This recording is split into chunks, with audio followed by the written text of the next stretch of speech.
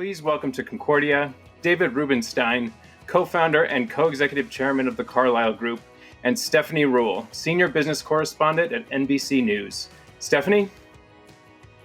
Thank you so much. Good afternoon. I am Stephanie Ruhle, MSNBC anchor, senior business correspondent with NBC News. I am thrilled to be part of this Concordia Summit, most especially because I'm getting to speak to the one and only David Rubenstein, founder of the Carlyle Group, where he is currently co-executive chair. He's a well-known philanthropist, television host, and a new author of the book, How to Lead. David, always good to see you. I love this book. And given your career and your perspective, I want to start right there. What did you learn in writing about how to lead? I learned that people are willing to talk about their failures and that almost everybody that has succeeded, and I wrote about, has failed in life.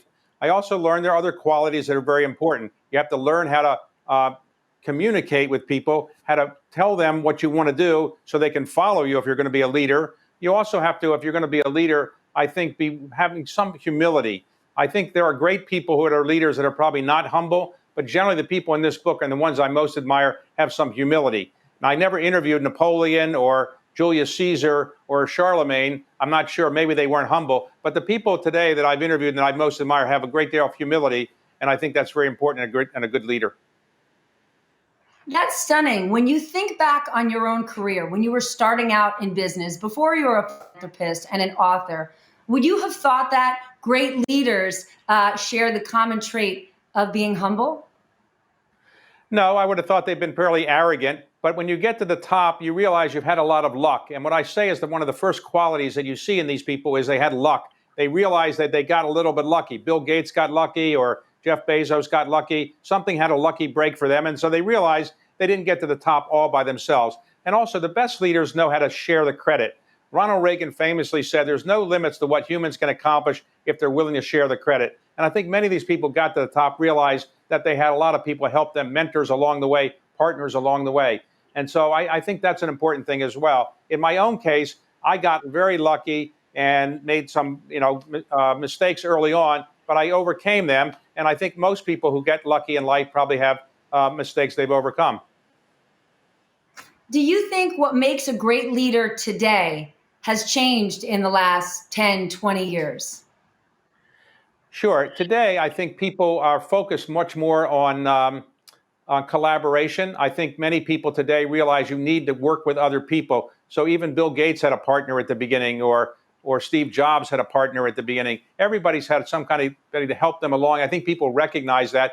Also, people are more willing to talk about their mistakes and their failures than they were before. And I think that that's a good thing. I divide in the book, I say that there are three different phases to life. The first third, second third, and third third. The first third is when you're getting ready to, you're getting educated, you're getting ready to be a leader. Second is when you're really pursuing your career and you're at the peak of it. And the third is when you're getting the benefits of it. You're giving away your money or you're giving advice to people. And in the first third of life, many people that you may have known when you were young, or I knew when I was young, didn't turn out to be the superstars later in life. They were the Rhodes Scholars, the student body presidents, the Olympic athletes. Those people, sometimes they came on and did great things later in life, but many times they faded. The people that are running the world today are people that weren't predicted in the first third of life to be very successful. And in fact, if you take a look at the last 10 presidents of the United States, with the exception of Bill Clinton, none of them were probably predicted to be a potential president of the United States because they all had, problems in the beginning. They weren't great students or they weren't great leaders or things like that. So I say this to encourage young people to think that you don't have to be a leader in the first third of your life to keep going. And eventually, if you get lucky and you work hard, you can get to the top. Then for you, given all the people you've interviewed and all the people you know in your professional and personal life, how did you decide who to profile in this book? Who was the most special? Well, over the course of the last couple of years for my show and other things, I've interviewed about 100 plus people. And so the problem is when you send a copy of the book to somebody you interviewed, but who's not in the book, how do you say, well, this is a book about great leaders, but you're not in the book? So that's a little bit complicated. But I picked people who had some diversity. I'm sorry? But how do you address that? I say it's the publisher's fault. I say the publisher I wanted you to be in, but the publisher didn't want you in. So call the publisher. What else can I say? Or I can say I might have a second volume, and it's better to be in the second volume than be in the first volume. So, but the truth is that a lot of these people, are people that I've known for a while. And I think, as you know, when you've done interviewing, when you know somebody, it's easier to interview them and get them to talk about their failures, their past. And everybody likes to talk about their upbringing and how they generally overcame mistakes and so forth. And many people overcame enormous handicaps. I would say, as a general rule of thumb, if your father or mother is in the Forbes 400, you're probably not going to be a great leader down the road. It's not impossible, but the greatest leaders in the world come from people who came from lower income families, or maybe lower middle class, or maybe middle class. Bill Gates' father was obviously a successful lawyer. But as a general rule of thumb, people that have the drive to keep working hard are people that have drive because they came from modest backgrounds and they wanted to prove something. Yeah, my children have come from a wealthy background, and while they're all successful, they all have MBAs, and they're all in the highest calling of mankind, private equity. I don't think that they are naturally going to be the most successful people in the world compared to people that came from more modest backgrounds. My kids will surprise me; they're doing very well now. But as a general rule of thumb, people that come from more modest backgrounds tend to have the drive to go on and be doing great things in life. So I'm hearing this humble, hungry, and scrappy sort of theme throughout. In putting this book together, what story surprised you the most? What story were you the most enthusiastic to share? Well, it's hard to pick from all of it. It's like asking which of your children do you like the most. But I think Jeff Bezos gave me some pieces of advice, which I wish I'd had. I asked him, what's the key to your success? And he said, well, I get 8 hours of sleep every night. I don't make any big decisions before 10 a.m. and nothing after 5 p.m. I said, geez, if I'd only known that, I would have gotten more sleep and I could have been more successful. But I didn't realize that those were the keys to success.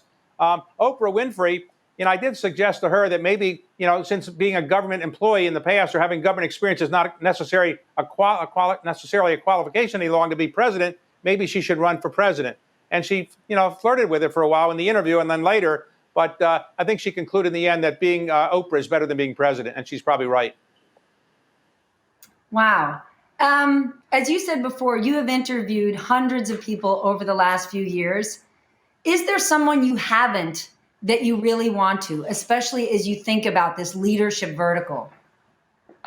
Sure. There are people, I haven't interviewed Mark Zuckerberg. I do know Mark, but I haven't convinced him to let me do an interview with him yet. There would be some leaders around the world.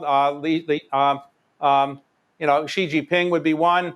The Pope would be another. They don't do a lot of interviews. The Queen Elizabeth doesn't do interviews. But in terms of realistic people, I guess I would like to interview a few business people I haven't interviewed yet. And I did interview President Trump before he was president at the Economic Club of Washington. In the green room, I said, tell me anything you want me to ask. He said, ask me for sure if I'm going to run for president. I said, president of what? He said, president of the United States. And I said, listen, I've been around politics. You have no chance of being elected president of the United States. So much for my expertise.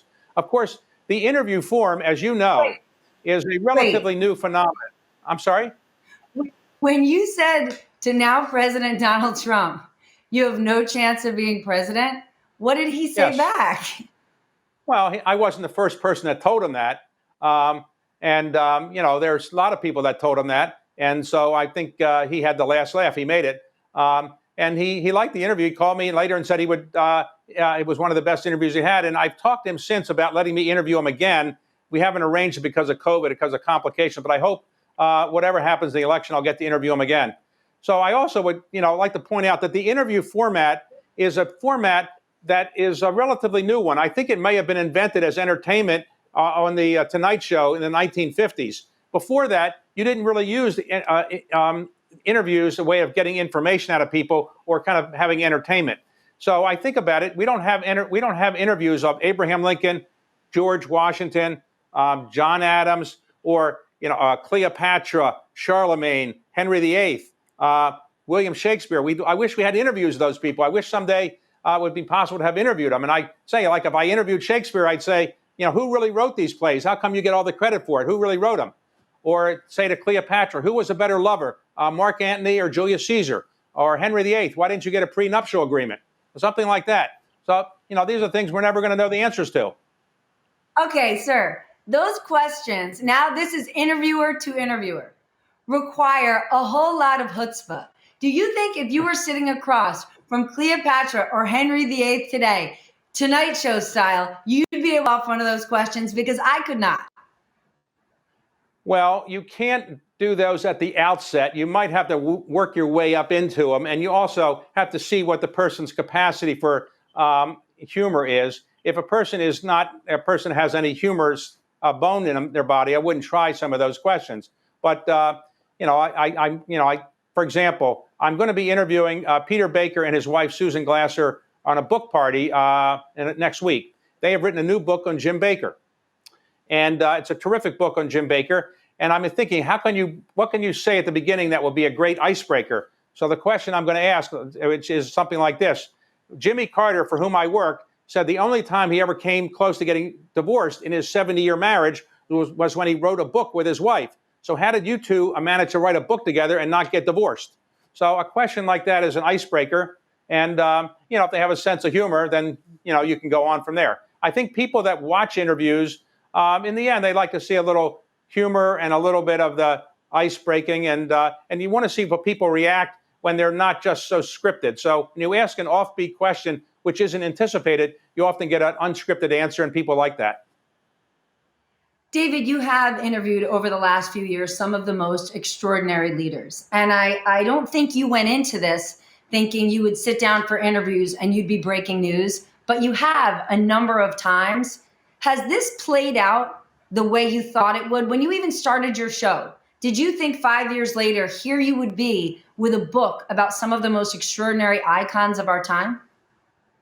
No. When Bloomberg approached me about doing it, I was very reluctant to do it. And then they said they wanted to name it the David Rubenstein Show. And I said, geez, I'm not sure a long ethnic name will really work. And they said, no, at Bloomberg, we think it's okay. So they said that was okay to use that name. And we went forward. And it turned out that there is, Bloomberg doesn't have the viewership of 60 Minutes, let's say, or MSNBC or CNNBC or the networks. On the other hand, because of social media, when I do something on Bloomberg, it gets picked up on all the social media and also on PBS, and people see it. So surprisingly, when I go around the world before COVID, I used to travel a lot. And when I would go places, young people would come up to me and they would want to have a selfie. And I say, is it because I'm in private equity and you like Carlyle? They say, we don't know about Carlyle, but we just know you're an interviewer. And so most of the young people in the world that come up to me, they never knew about my background. It's amazing what social media and what media can do for you. Well, that is also the magic of Bloomberg. It might not have the biggest viewership in the US, but it's in the most countries. You go into a hotel in Timbuktu, right, and there you are with Bloomberg. You started this kind of as a passion project, dare I say a side hustle, but has this been sort of one of your greatest achievements? You are speaking with such passion, and this book, I really feel like this book is filled with love. Well, I obviously took a lot of pleasure in putting it together and in editing it, and then in writing the summaries, and then in the opening chapter.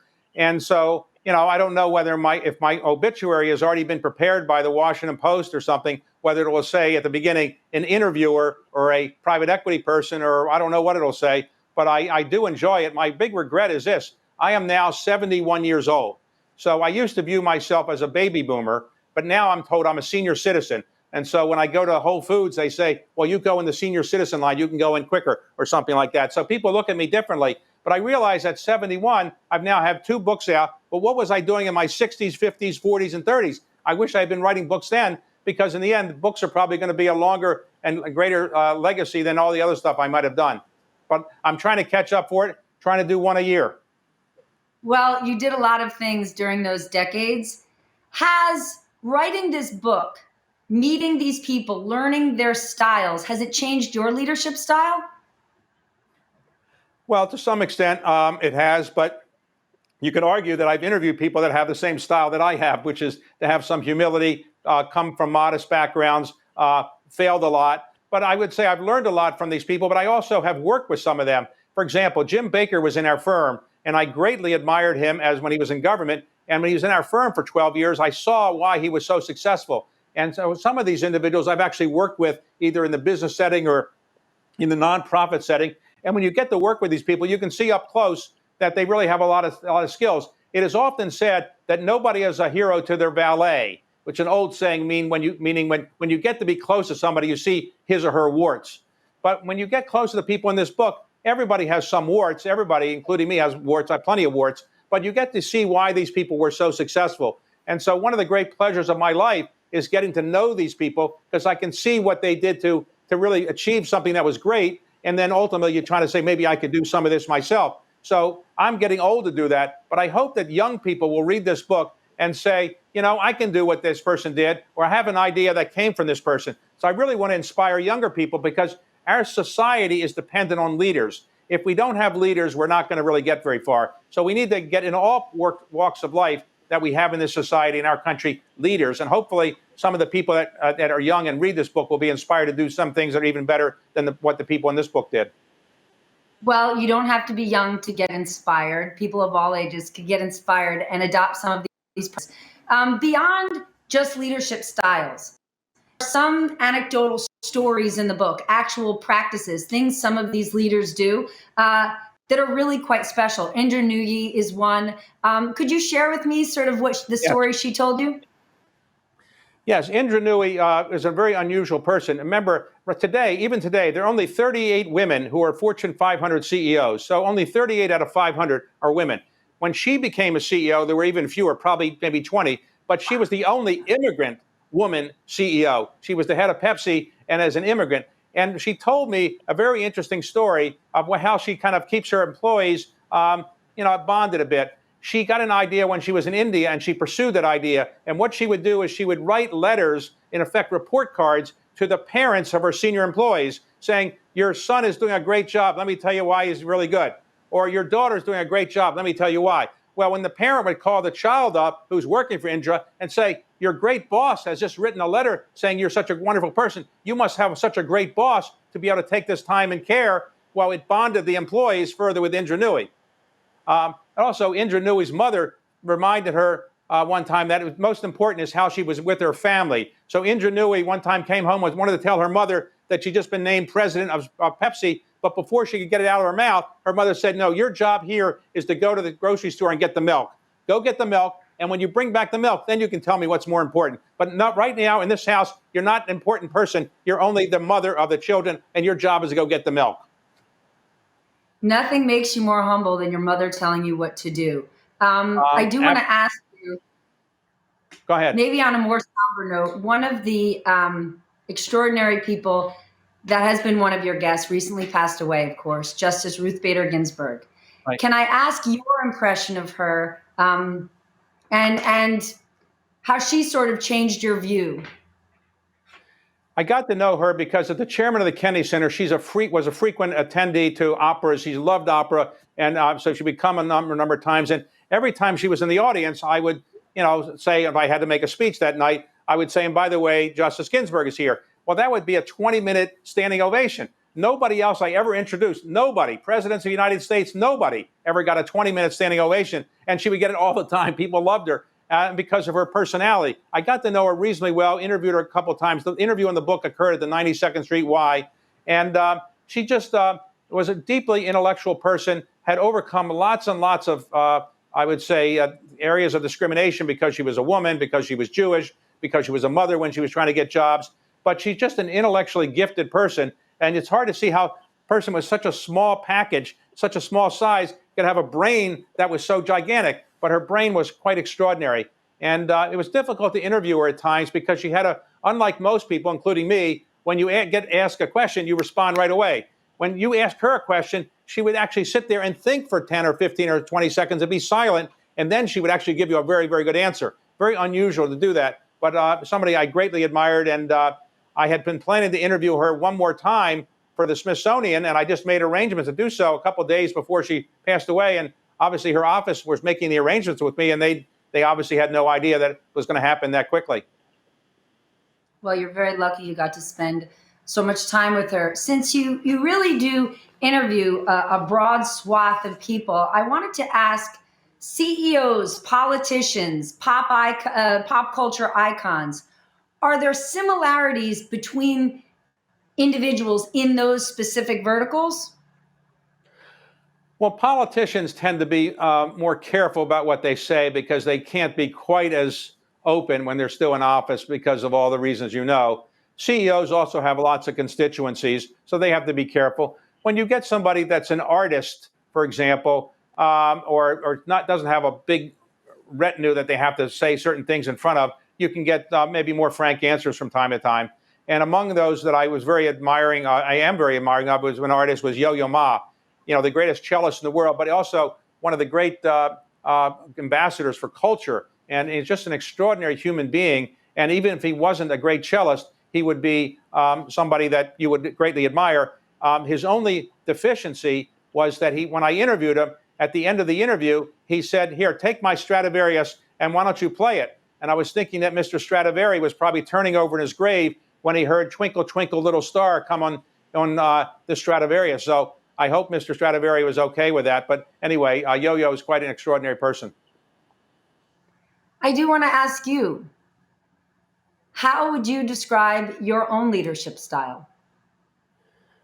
Well, I don't consider myself a great leader. I consider myself somebody that got lucky later in life. And, I aggregated, some skills and ultimately got lucky. But my skill is probably surrounding myself with very good people who actually are much better than me. So that's a very good secret. Make sure you hire people and you surround yourself with people that know a lot more than you do and are smarter than you. And that's a good skill. Also, I think,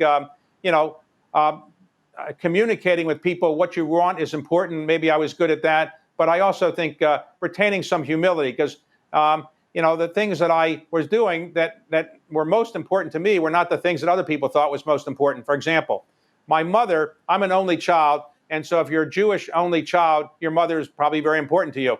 So my mother passed away a few years ago. When I went through all of her possessions, she didn't have anything in there about anything that Carlyle had done, money made or deals made or profits and so forth. Only things she had in her scrapbooks were the things about the money I'd given away or the philanthropic things. And she used to call me and say, "I'm really glad that you're doing something useful with your life, giving away money, doing something to give back to people." And so I had the pleasure of actually giving my mother some pleasure. And I think one of the great pleasures of life is to make sure that your parents can see what you've achieved if you achieve something you think is notable. And so I'm glad that she lived for quite a long time and was able to see what I was able to do. So soon after this interview, I hope everyone watching calls their mom. I do just want to ask before we go, before you get up to that level, because I believe a lot of young people are going to be inspired by and excited to read this book. And while surround yourself with smart people, hire smart people is great advice, we often don't get to do those things until we're the boss. For people who are starting out and who are reading this and want to understand, who were you as a very young man starting in business? What were your ideals? How did you apply them to work to get to a place where you became a leader? How do you begin? Well, you have to have a vision. You have to have a vision of what you want to do. I had a vision of building a global firm. It worked out after a lot of mistakes and so forth. But there are two words of advice, things I'd like people to think about. When I first started practicing law, the head of the firm came in, a very famous lawyer, former judge in New York, and he said, "The only thing you carry around with you in your life is your reputation. Everything else is irrelevant. And your reputation takes a lifetime to build and 5 minutes to destroy. So don't cut ethical corners." And so integrity is very important. And I try to remind younger people, do what you can, but do not take the path of least resistance. Don't cut ethical corners. It can ruin your life. And in 5 minutes, whatever life you built, it can be destroyed. And I think it's very important for people to think about that all the time.